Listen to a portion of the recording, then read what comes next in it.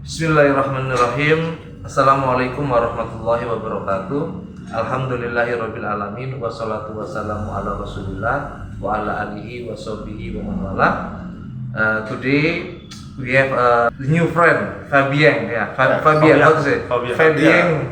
Fabian Fabrice Roch. The French, French citizen, Frenchman. Before we start the procession, Shahadat, we take Shahadat.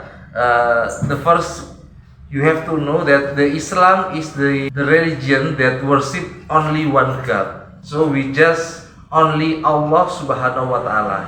Okay, are you ready? Slowly. Bismillahirrahmanirrahim. Ashhadu alla ilaha illallah wa ashhadu anna Muhammad Rasulullah. You read the French.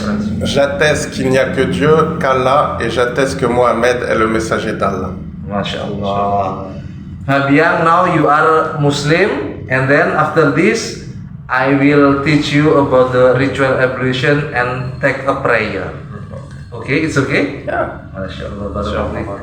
So this is the complete religion, teaching us about many things.